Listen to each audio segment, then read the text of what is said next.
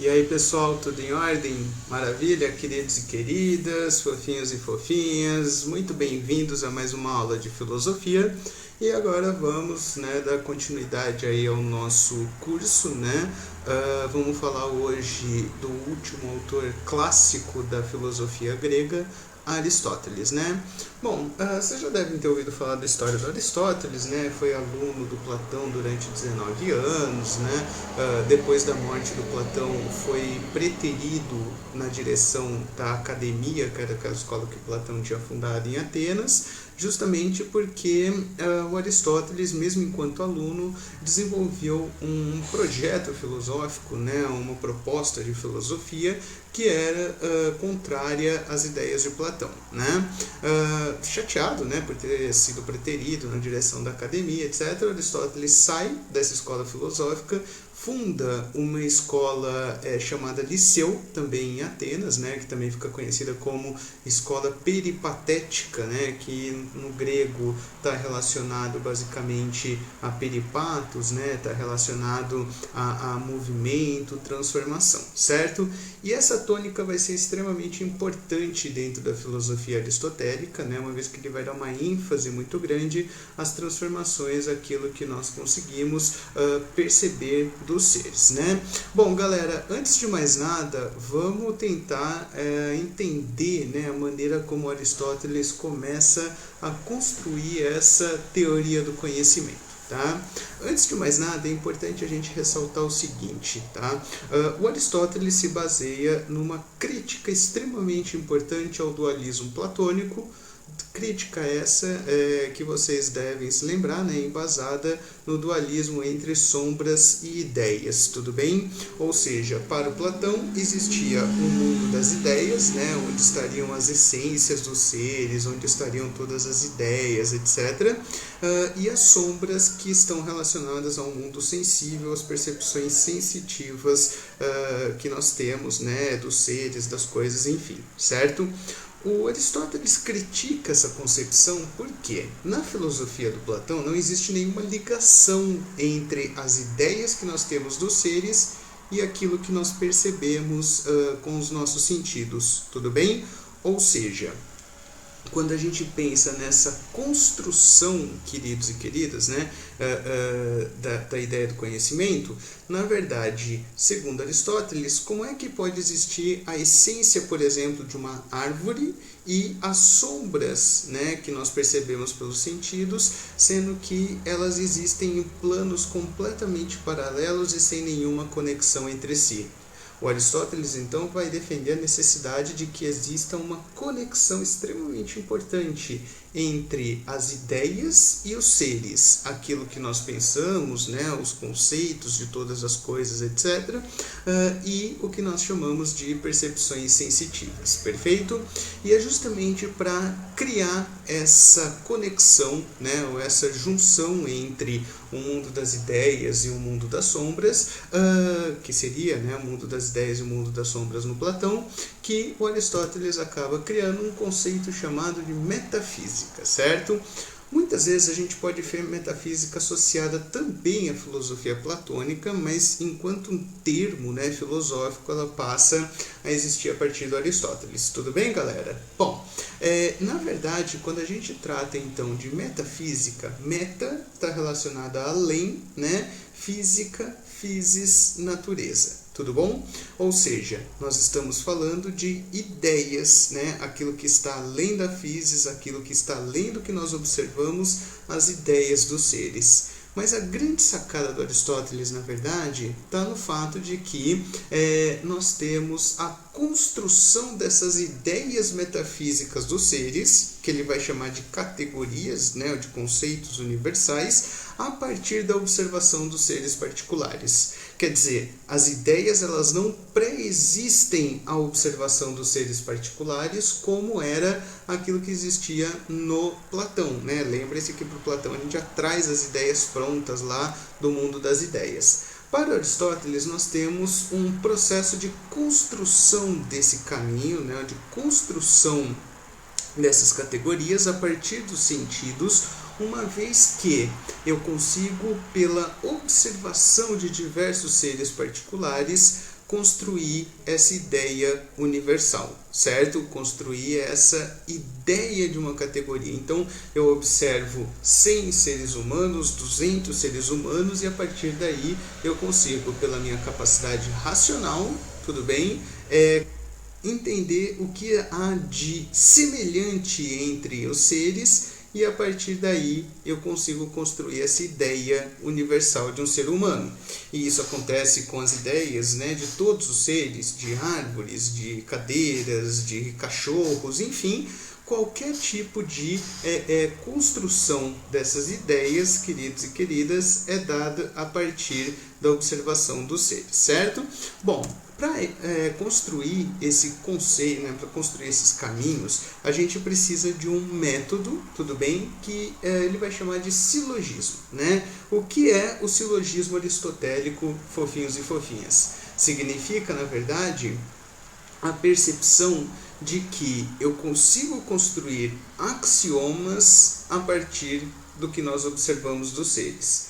O que são axiomas? Axiomas são, na verdade, pequenas verdades, né, ou pequenas ideias irrefutáveis relacionadas às características dos seres, né? Nós observamos determinados padrões, nós observamos determinados elementos que não podem ser refutados, tá? Então, o silogismo, na verdade, representa uma relação dedutiva das características dos seres a partir da observação, tudo bem? E como que isso pode ser pressuposto, né? Bom, existe um exemplo muito claro de silogismo que é muito famoso, que é muito conhecido, né? Foi usado por Aristóteles, inclusive, onde ele pressupõe a existência de uma premissa maior, uma premissa menor e uma conclusão, certo? O que significa isso, queridos e queridas? Premissa maior está relacionada a uma característica generalizante da categoria, certo? Como no exemplo de Aristóteles, todo ser humano é mortal, né? Todo homem é mortal, tudo bem? Percebam, é uma característica generalizante para todos os seres humanos. A premissa menor é particular, ela é individual. E justamente por ser particular e individual, ela é menor, né? Dependendo do material, dependendo da questão que vocês forem pegar, vocês também podem encontrar isso como termo médio, tá? Tanto faz, premissa menor ou termo médio, dá na mesma. Sócrates é um ser humano. Eu estou dando uma característica, né, particular do Sócrates, perfeito? Na verdade, a premissa menor ela está inserindo o Sócrates, inserindo o ser particular na categoria que está contida na premissa maior, né? Ao dizer que Sócrates é um ser humano, significa dizer que Sócrates está incluído nessa categoria da premissa maior e logo eu consigo construir uma conclusão sobre Sócrates, perfeito? Eu não preciso da observação do fato de que Sócrates é mortal para chegar a essa conclusão. Logo, né, logicamente, dedutivamente, Sócrates é mortal por ser um ser humano, tudo bem? Então percebam, na verdade, pessoal, que o sujeito da conclusão é o sujeito da premissa menor, uma vez que refere-se à condição do indivíduo, né? A premissa da conclusão, o predicado da conclusão é o predicado da premissa maior, né? O fato de ser mortal, tudo bem? Mas isso só é verdadeiro uma vez que a premissa menor faça essa inclusão do indivíduo na categoria universal da premissa maior, certo? Então é só a gente associar as cores aí que fica fácil de entender. Tudo bem, pessoal? Bom, feitas essas características, né, essas caracterizações, enfim, a gente pode perceber o seguinte, tá? Existe uma dedução lógica, uma dedução racionalizada, tá? Se eu for mudar ali Sócrates por Heitor, né? Todo ser humano é mortal, Heitor é um ser humano, logo o Heitor é mortal. Ou seja, eu não preciso morrer para saber que eu sou mortal. Eu consigo deduzir a minha mortalidade, por exemplo, por conta dessa característica universal da categoria ser humano, que é efetivamente a condição na qual eu me encontro. Perfeito? Muito bem, galera, continuando então, é importante a gente começar a tratar um pouquinho das condições dessa teoria do conhecimento para o Aristóteles, tá? A preocupação primordial do Aristóteles, na verdade, é a mesma de todos os outros filósofos que a gente vem estudando aqui, né? A teoria do conhecimento aristotélica está relacionada à busca pelas características essenciais dos seres. E o que isso significa exatamente? Significa dizer que tanto Sócrates quanto Platão e Aristóteles se preocupam com a essência dos seres, o que é necessário para que os seres sejam aquilo que nós caracterizamos e percebemos, né? O que é necessário, por exemplo, para que um ser seja um ser humano, perfeito? Então, segundo Aristóteles, existe uma percepção muito clara de que todos os seres possuem matéria e forma, certo? O que significa isso? Matéria é a composição dos seres, né? São os elementos que compõem os seres e são indeterminadas, porque a matéria ela não tem uma condição em si, né? Mas a matéria sempre possui uma forma, ela sempre está organizada de alguma maneira específica. Como assim, né? Nesse exemplo que eu estou dando aqui para vocês, né, sei lá, madeira, por exemplo, é um elemento que compõe diversos seres, né? Só que o que significa dizer que a madeira, enquanto matéria, é um ser indeterminado? Significa dizer que a madeira, enquanto matéria, ela se apresenta de diversas formas.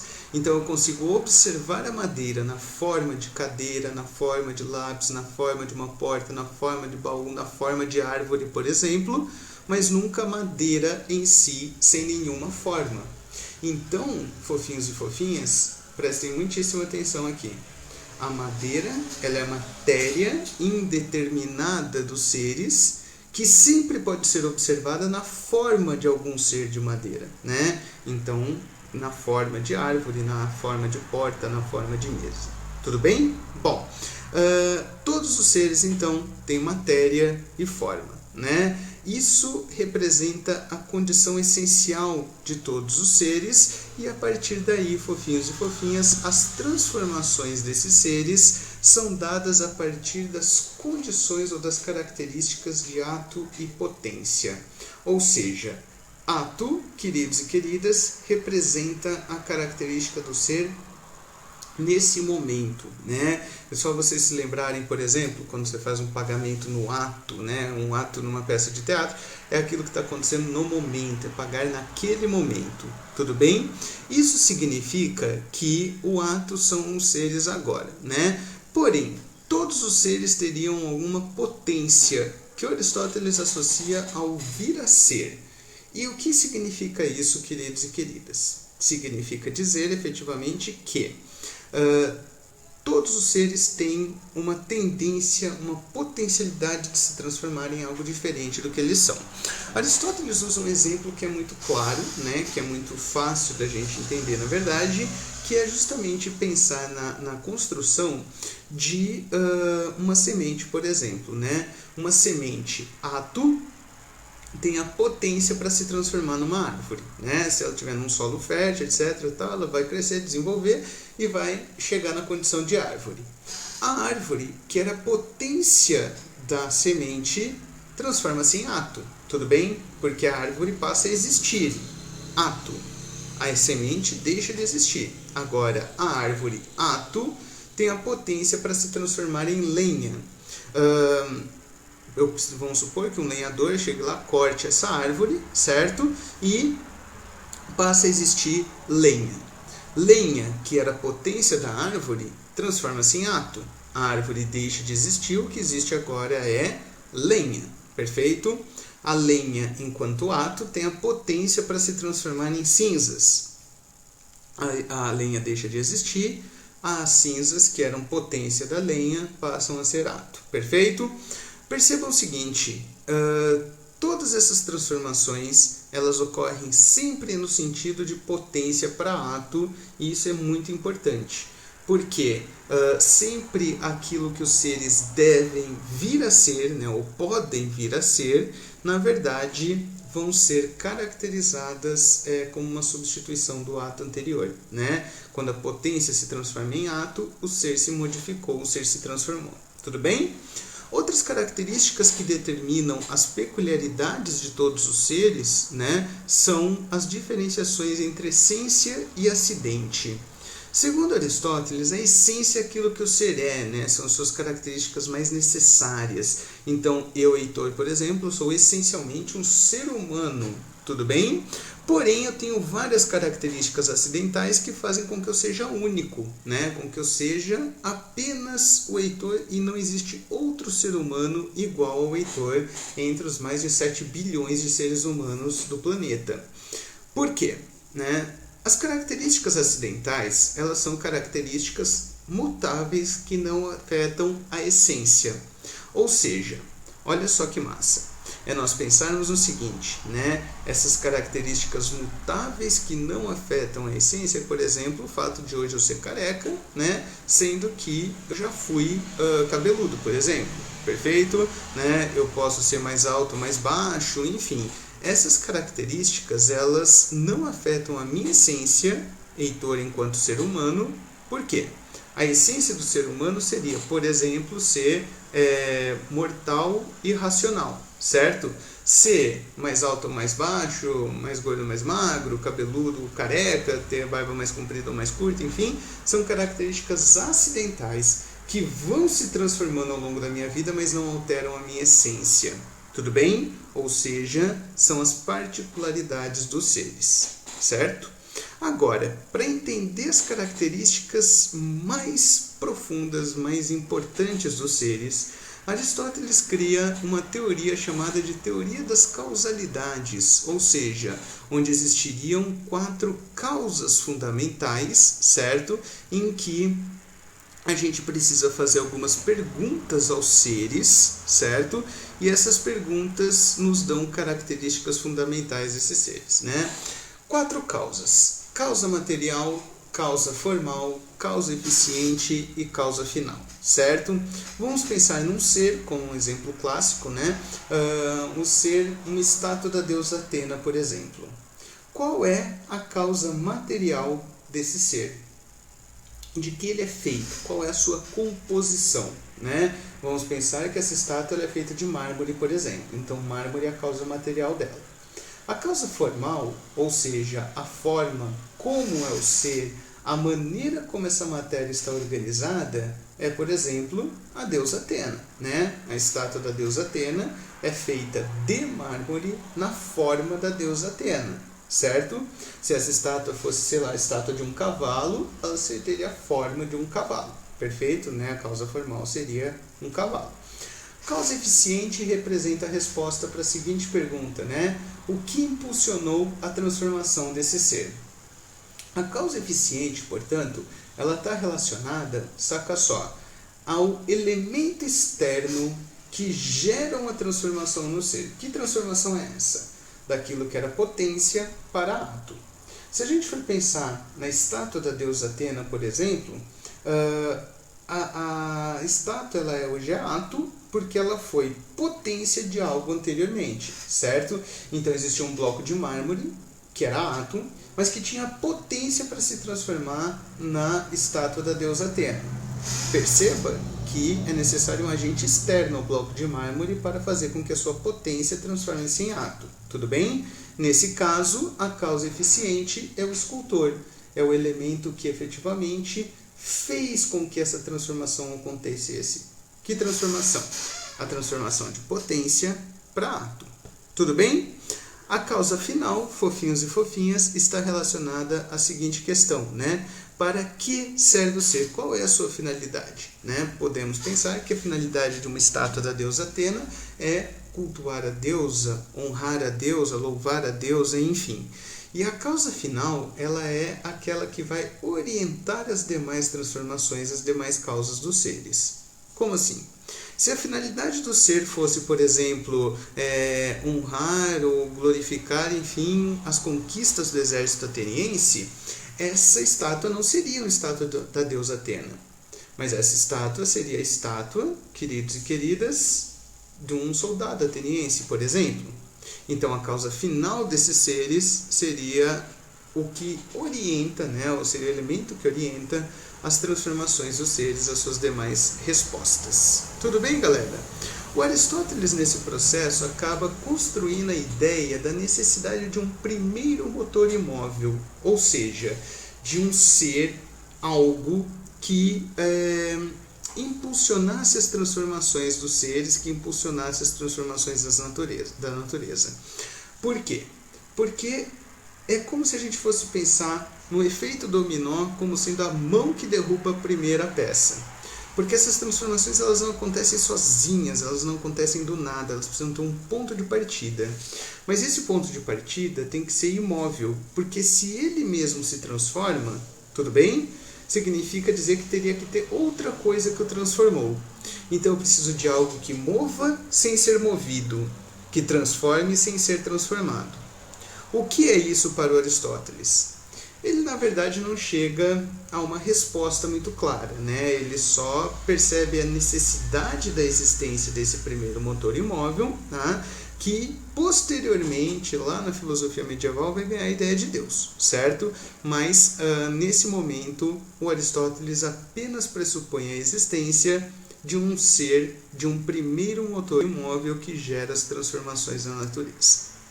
Firmeza, pessoal? Tudo em ordem? Para a gente finalizar, só para citar, né, a existência aí do primeiro motor imóvel, né, então, que transforma todos os elementos da natureza, todos os seres da natureza, e para a gente comparar de uma forma bem clara, né, nessa obra Escola de Atenas, que vocês já viram diversas vezes, percebam que aqui a gente tem à esquerda dessa obra, né, de vermelho, ali com a túnica vermelha, o Platão, certo? Com as feições do Leonardo da Vinci, né, representadas aí pelo Rafael com as feições do Leonardo da Vinci, apontando para cima, fazendo uma referência ao mundo das ideias, a essência dos seres e do conhecimento no mundo das ideias, e à direita de vocês ali de azul, com a mão espaldada para baixo, certo? Fazendo referência às percepções sensitivas como a essência e a origem dos conhecimentos da natureza, enfim. Tudo bem, pessoal? Maravilha?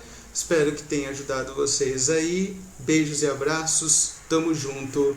Até a próxima.